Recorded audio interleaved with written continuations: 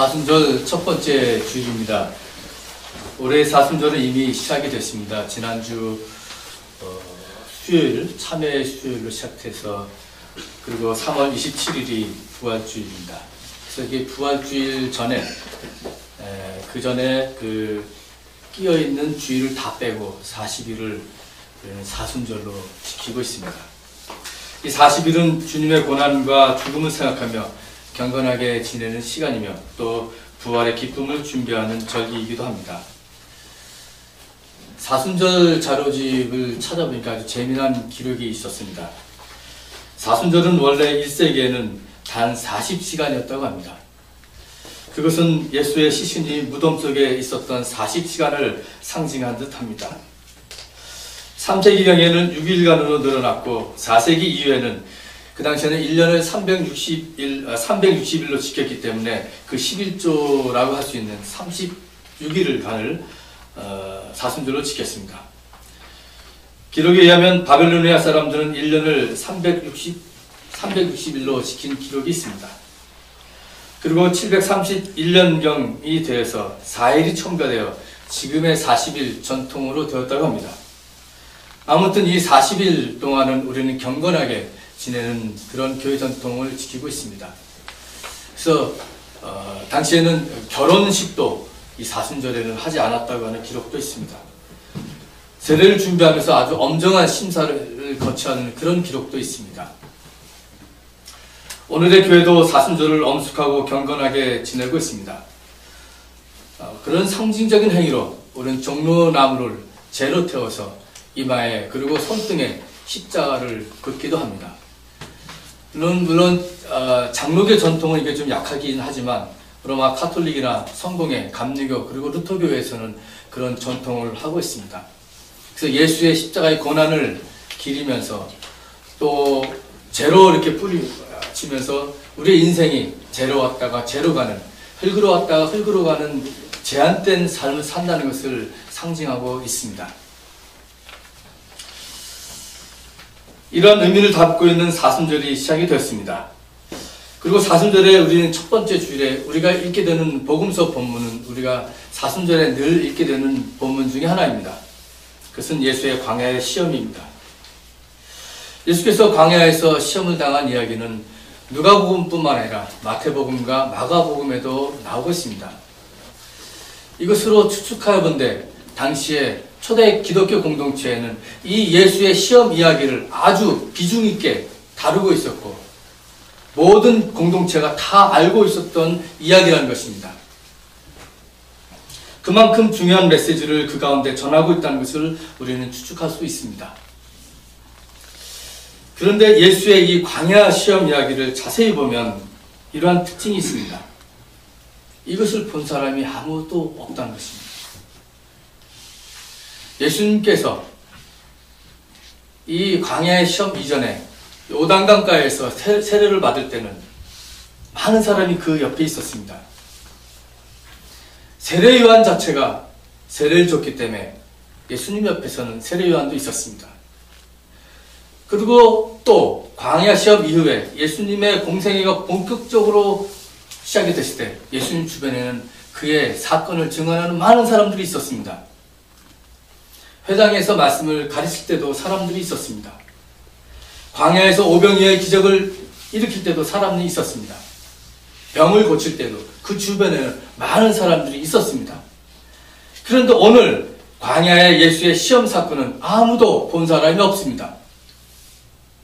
그래서 어떤 주석가들은 과연 이 일이 정말 일어났을까 하는 물음을 던지기도 합니다. 그러나 우리는 성서 본문을 통하여서 이 이야기가 말하고자 하는 중심 메시지를 놓칠 수는 없습니다. 먼저 본문의 배치입니다.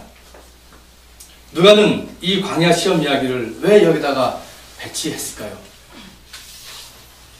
마태복음과 마가복음은 예수의 요단강 세례 사건 이후에 바로 광야 시험으로 넘어갑니다. 근데 유독 누가복음서는 예수의 요단강 세례와 광야의 시험 사건 속에 한 이야기를 첨가시킵니다. 여러분 그것이 뭡니까? 예수의 족보입니다. 하필이면 예수의 족보 이야기가 맨 앞에 나오지, 하필이면 세례받고 광야로 시험 받으러 가는 그 중간에 누가복음 기자는 예수의 족보를 넣었던 겁니다. 여러분 한번 보세요. 그래서 예수의 족보를 쭉 거슬러 오다가 맨 나중에 아담을 얘기합니다. 아담은 하나님의 아들이었다. 이렇게 나옵니다. 그리고 4장에 예수께서 광야의 시험을 받을 때 예수는 하나님의 아들이었다. 이렇게 나옵니다. 여러분 헷갈리지 않습니까?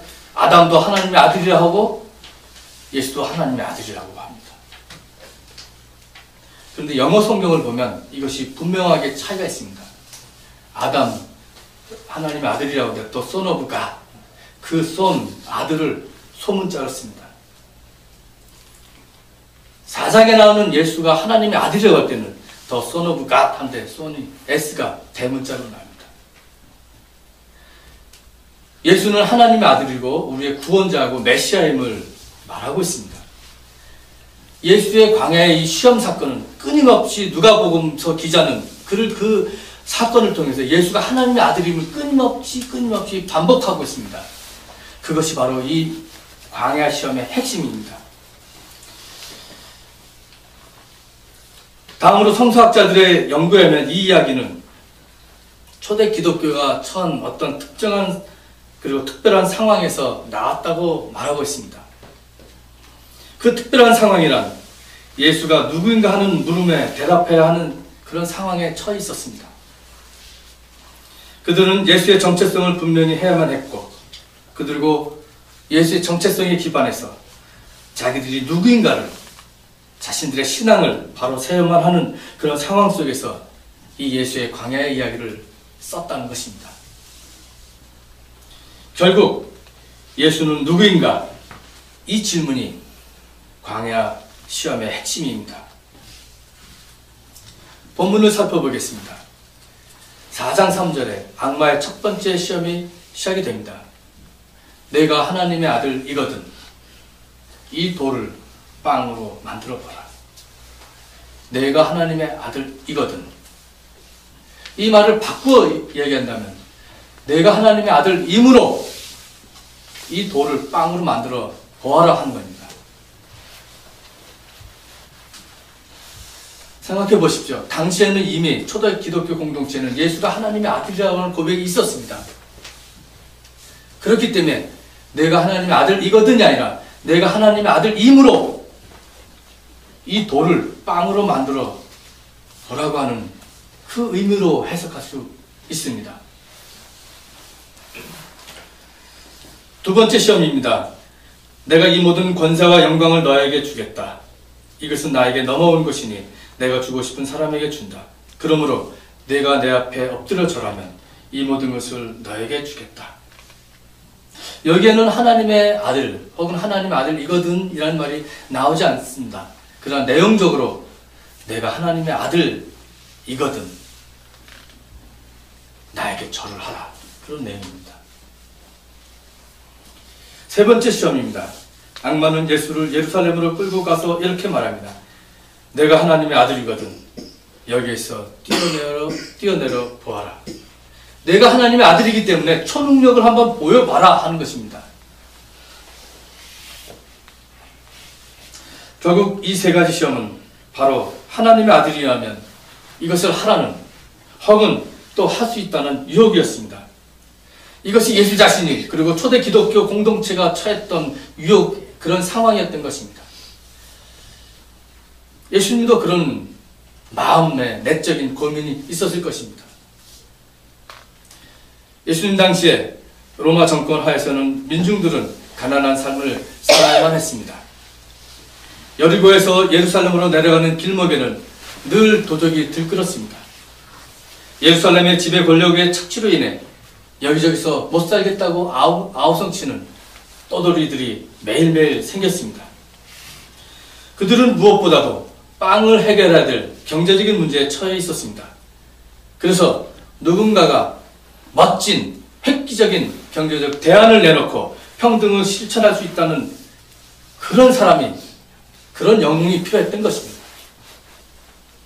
그런 빵을 해결해주는 혁명가가 필요했던 것입니다. 예수는 심각하게 고민했을 것입니다. 내가 하나님의 아들이라면 돌을 빵으로 만들 수 있어야 하지 않겠는가? 로마 제국 밑에서 고생하는 유대 민족들을 빵으로 배불리 먹여주어야 나는 진정한 메시아가 아닌가? 하나님 아들이라면 경제적인 문제를 속 시원하게 해결할 수 있어야 하지 않은가? 내가 정말 하나님 아들이라면 내가 이 길을 가야만 하는가 하는 예수 자신의 내적인 고민과 시험을 받은 것입니다.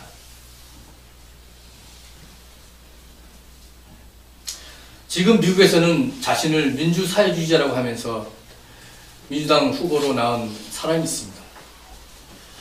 버니 샌더스입니다. 이 샌더스는 이름도 없던 사람입니다. 무명으로 또 무소속으로 그만큼 그는 또 연방의원이 오랫동안 했던 사람입니다. 그러나 잘 알지 못했던 사람입니다. 그런데 뉴햄프셔 주에서 힐러리를 이겼습니다. 그리고 다른 주로 지금 넘어가게 됩니다. 이 샌더스의 돌풍은 정말 누구도 예측하지 못했던 것이었습니다. 다 힐러리가 지금 물론 어떻게 될지 모르지만 결과적으로. 그런데 여러분 보십시오. 샌더스가 왜 이렇게 인기가 있는가? 샌더스의 국제 정치 감각 때문입니까? No, 아닙니다. 샌더스는 한 번도 자기가 내가 대통령이 되면 중동 문제를 이렇게 해결했다 말하지 않았습니다. 저는 한 가지 걸리는 게 있습니다. 지금 그는 유대인입니다. 유대인으로서 팔레스타인 정책에 대해서 아무 언급이 없습니다. 아프리카를 어떻게 하겠다? 한반도 문제를 어떻게 하겠다? 샌더스는 그런 입장 때문에 엄청난 인기를 얻은 것이 아닙니다. 샌더스가 인기를 얻은 것은 경제 문제입니다. 빵의 문제를 터치했기 때문입니다. 지금 최저임금이 7.5달러인데 15달러를 올리겠다. 대학교 무상교육 실시하겠다. 전 국민 의료보험화하겠다. 이러니까 가난한 사람들, 특별히 젊은이들, 변화를 위한 젊은이들이 일어난 겁니다. 샌더스의 인기는 국제 정치 감각이 아니라 바로 빵의 문제를 해결하겠다고 하는 그런 대안을 내놓은 것이었습니다. 예나 지금이나 사람들은 빵의 문제를 해결할 영웅들을 메시아처럼 기다리고 있습니다. 오늘의 종교도 그런 빵을 주겠다고 발벗고 나섰습니다. 우리 교회에 나오면, 기독교에 입문하면, 예수를 믿으면 가난에서 벗어나 부자가 될 수 있다고 선전합니다. 어세빵에서 전세빵으로, 전세 살다가 금방 아파트로 갈 수 있다고.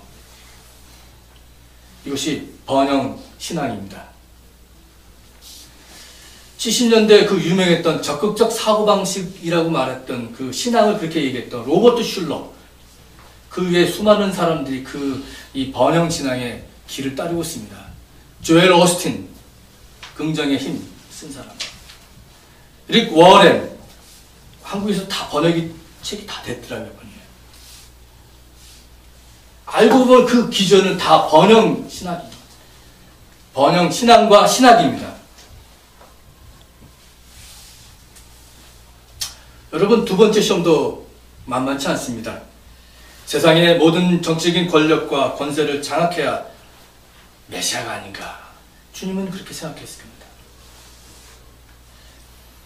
그래서 로마의 압자에 있는 동족들을 해방해서 자유도 주고 평화도 줄 수 있지 않은가. 그렇게 해야 메시아가 아닌가. 정치적인 방법으로 권력을 바꾸고 그래서 평화를 쟁취할 수 있지 않을까. 그 길로 갈까? 하는 예수의 내적인 고민이 보입니다. 과연 정치적인 방법으로 평화가 오겠습니까, 여러분? 국가 권력이 과연 평화를 실천할 수 있는 의지와 능력이 있습니까? 국가는 평화를 실천할 수 없습니다. 오히려 국가 권력은 평화를 해치고 평화를 파괴합니다.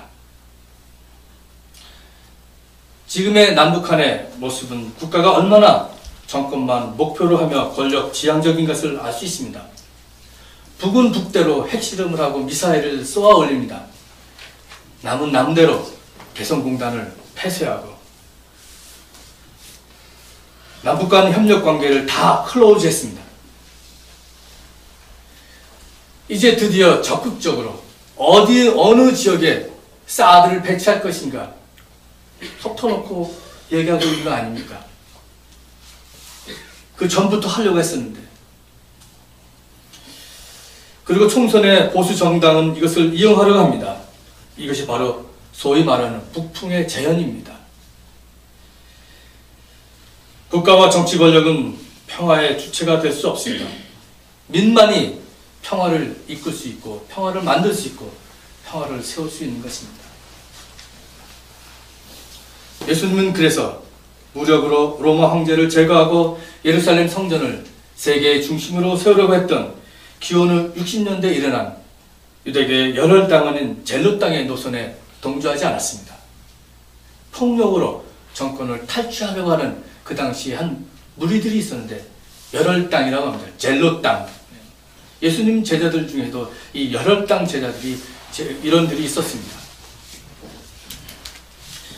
그러나 그런 정치적인 방법이나 정치적 권력 투쟁을 통한 평화에 대해서는 단연코 NO 했던 것입니다. 내가 하나님의 아들이라면 성전 꼭대기에서 뛰어내리라는 세 번째 시험도 마찬가지입니다. 정말로 내가 하나님의 아들이라면 뛰어내리면 천사가 나를 보호해주지 않을까?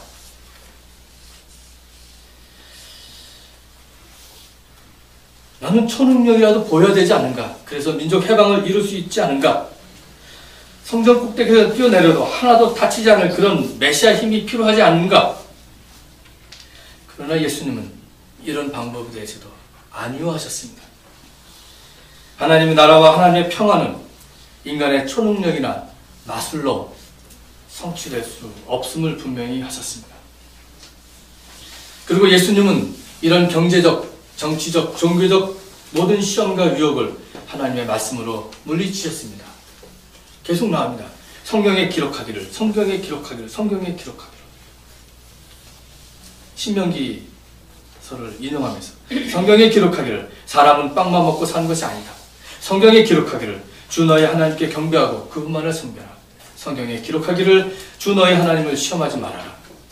초대교회가 하나님의 말씀으로 이것을 이겨나갔던 것입니다. 초기 기독교 공동체는 예수의 시험 속에서 그들의 신앙의 정체성을 확립하고자 했습니다. 망의 유혹, 정치적 파워의 유혹, 달콤한 종교적 유혹을 하나님의 말씀으로 이기신 예수를 본받아 그 공동체도 하나님의 말씀 위에서 바른 신앙을 쌓아 올리도록 노력했습니다. 그것이 바로 십자가에 달려 돌아가신 예수 그리스도를 바라본 것이었습니다.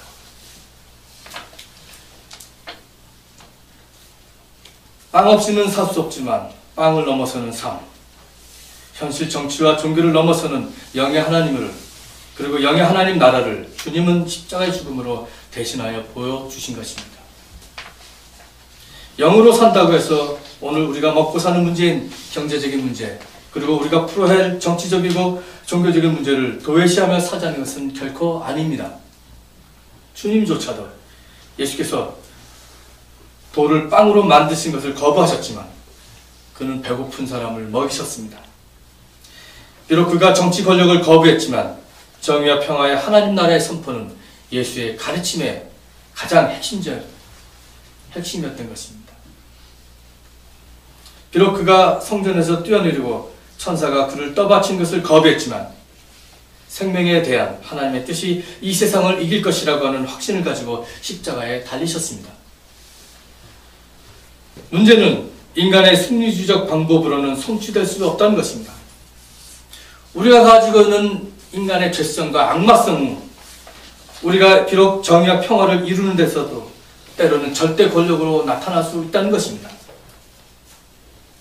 이것이 우리가 가장 경계해야 할 것입니다. 우리 속에 얼마나 악마성이 있습니까? 제가 2월 지지난주인가요? 여러분 많이 나오지 않았을 때 그 얘기를 한번 했습니다. 한 달이 거쳐 다 안다고요. 딸을 참 말하기도 그런 딸을 때려서 죽인 목사 부부. 제 친구한테 전화가 보니까는 제 친구가 충격을 받아서 자리에 누워 있었습니다. 그 목사님하고 같은 독일에서 공부했던 목사님, 제 친구가 충격을 받아가지고 내 전화도 누워서 받고 있다고 그랬어요. 지금은 인터넷 뒤지면 그가 누구라고 이름도 다 나오고 얼굴도 다 나오지만 그때만 해도 뭐 아는 사람이 없었습니다. 근데 제 친구가 아주 잘하는 그 목사였습니다. 공부도 아주 열심히 하고 독일에서 아주 훌륭한 교수님 돼서 어렵게 하고 독일 유학 생활하면서 그 어려워서 책을 팔고 자기가 가진 책 거의다가 그 목사가 판 책이었다는 거예요. 그렇게 착하다는 거예요. 정말 착하다는 거예요. 죽은 딸도 너무너무 착하고 자기가 독일에 유학할 때 그 사모님이 돌아가서 그 장례식도 가봤다는 거예요. 너무너무 그 가정을 잘 알기 때문에 나는 정말 충격에서 일어날 수 없다고. 인간의 죄성입니다. 황남동 목사의 가슴속에 악마성이 있습니다. 많이 하잖아요. 여러분, 그렇죠? 누구나 죄성과 이 악마성이 있습니다. 우리가 과연 정말 주님 앞에서 어떤 모습으로 서야 되는가? 우리가 가장 경계해야 될 것이 무엇인가? 예수조차도 광야에서 마음속에 그런 이거 할까 저 할까 갈등하지 않았습니까?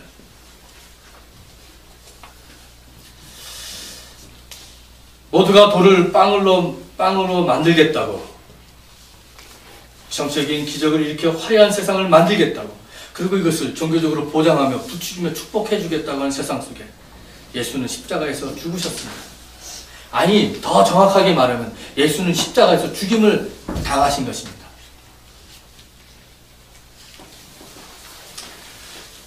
승리주의에 도취한 인간들에 의해서 신의 아들은 무기력하게 죽었습니다. 그러나 그의 죽음은 생명의 하나님께 복종하기 위한 죽음이었습니다. 예수께서는 하나님께만 복종하겠다고 하는 결단을 하시고 생명의 길을 가신 것입니다. 그러기에 결국 예수께서 광야에서 만난 것은 마귀의 시험이 악마의 시험이 아니라 하나님이었습니다. 광야에서 하나님을 만난 예수는 그 결과 자신의 운명을 철저하게 하나님께 맡기고 십자가의 길을 가고 십자가의 죽음을 당하신 것입니다. 그런 그를 하나님께서 죽은 자 가운데서 3일 만에 살리신 것이 부활 사건이고 부활 신앙입니다. 부활 신앙. 악마에게 노했던 것이 하나님께 예스하게 된 것이 바로 예수의 십자가와 부활 사건입니다. 예수께서는 광야에서 하나님의 말씀으로 이렇게 자기의 정체성을 분명히 했습니다. 광야에서. 아무도 없는 광야에서, 불안하고 외로운 광야에서, 성소에서 나오는 광야는 이런 곳이었습니다. 이스라엘 백성들이 40년 동안 광야를 헤치며 통과할 때 구름기둥과 불기둥으로 임마누엘 하나님으로 해방자 하나님으로 함께 하셨던 겁니다. 그리고 그 40년 광야 속에서 하나님이 누구인가를 이스라엘 백성들은 깨달았던 것입니다. 마치 예수가 40년 동안 광야에서 하나님의 뜻을 깨달았듯이 말입니다.